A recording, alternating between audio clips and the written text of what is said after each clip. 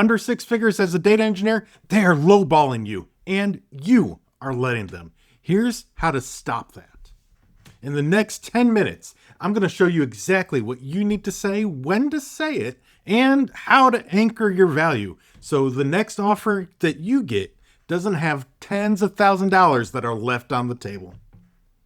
You can't negotiate what you don't understand. So let's get real about 2025 compensation.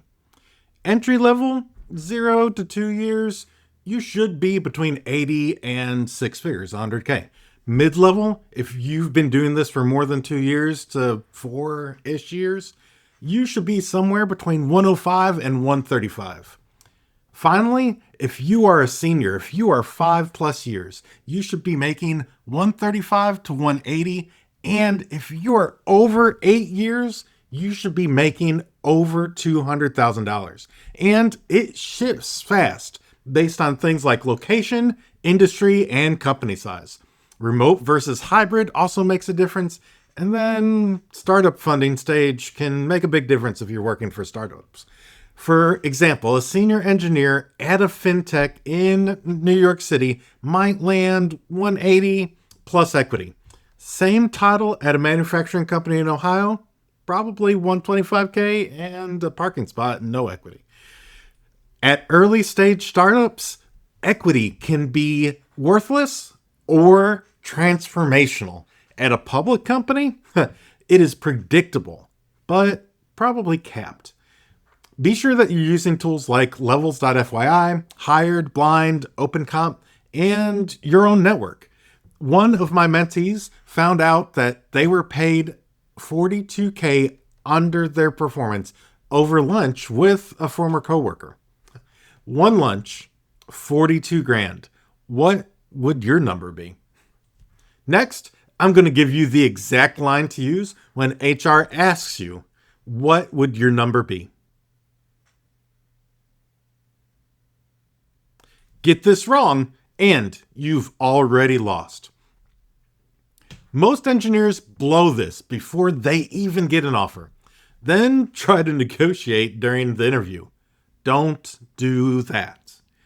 Here is your timeline. During the interviews, talk impact, not dollars. After the offer, that's your window. That's your opportunity. You usually get 3 to 7 days to respond. Use that time wisely. And don't use email if you can help it. Pick up the phone. Email is cold, inflexible, impersonal. But a phone is human. It's real time. It's adaptable. You can adjust based on the tone that you hear. Here is your anti-trap script for early comp questions. Right now, I'm focused on fit and team. I trust that your offer will reflect the scope and impact that I can make. I'm happy to discuss compensation once we know that we're aligned. Note here, that's for external offers. Promotions, it is a completely different game. We'll cover that later in the video. Here is the framework that I teach my mentees to turn soft offers into real money. Not the interview star. That one's different. This one is specific for compensation negotiation. The S stands for silence and gratitude. Thanks so much for the offer. I'm genuinely excited about this opportunity to contribute to, enter whatever the company is that you're looking at here. Then shut up. Silence is pressure. Just like that. T, total compensation. Ask about the full picture, not just the base.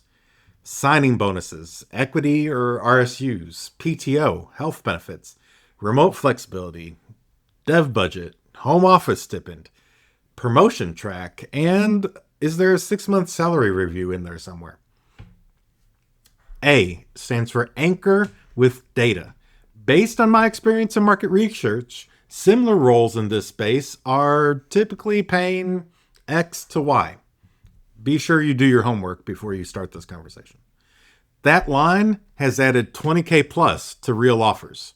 Use it or lose it. R, request and reason. Given my work on enter specific tool or skill set here, I'd like to discuss a base salary of Z. And here's why. Be specific. Then drop 2 to 3 bullets of undeniable value here. I reduced pipeline runtime in my current position by 70%, saving 8 hours of work per week. This led to 0 downtime migration to Snowflake across 12 teams, and I cut manual reporting by 90%, saving over $60,000 per year. Don't just say you're good. Actually show the receipts. Still ahead, what to say when they hit you with, "That's the top of our range." You've got more leverage here than you think. Here's how people tank their own offers. Accepting the first offer, trying to negotiate 10 things at once, making it personal. "I need this for my rent." Bluffing walkaways that they won't follow through on. Forgetting non-salary levers, and talking too much. Again, silence sometimes is key. Feeling pressure now, aren't you? And a big one here, treating negotiation like a standoff. Most hiring managers want you. They just need you to justify the number. Help them, help you, show you the money. Here's what most engineers never realize. No doesn't mean no. It means shift the package a little bit. Try this list. Ask for a 6-month cop review. That way you're showing your value at this real job in real time and gives them an opportunity to bump your salary up. Push for a signing bonus. You'd be surprised at how much leverage that they have on their side to provide a bulk sum up front. Push for increased PTO or additional remote days. Again, sometimes there's flexibility here. I've gotten whole extra weeks of PTO just by asking for it. 10K hiring bonus, again, just asking for it. Negotiation, got both. Raise your home office stipend. A lot of companies now are offering the $500 office stipend. Ask for $1,000.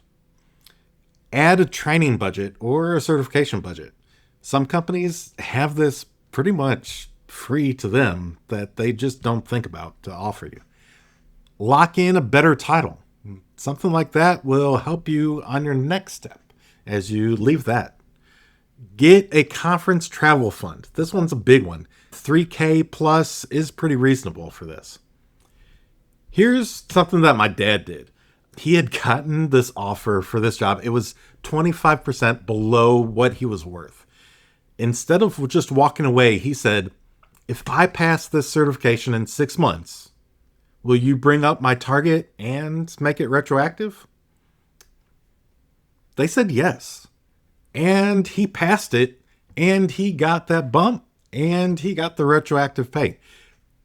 You'd be surprised what people are willing to do when you're willing to show them a little bit of grace and show them what you could do in return. This is not a fluke. That leverage is, when used right, makes a huge difference. If you don't get the number that you want, pivot. Don't fold. Know when to hold them, know when to fold them. You make the infrastructure that makes your company money. It's time your paycheck reflected that. Negotiation isn't about being pushy. It's about being professional and prepared. The difference, it's 6 figures across your career. So here's what to do. Smash that like and subscribe. Drop a comment. What's your biggest fear around salary negotiation? Check the link below if you want my help. Mock negotiations, comp strategy, real offers, real personalized projects to get your portfolio up and running to impress that next hiring manager. So, in the meantime, I'm Chris, and I help data engineers stop getting underpaid and start playing offense. In the meantime, check out this video if you're ready to level up.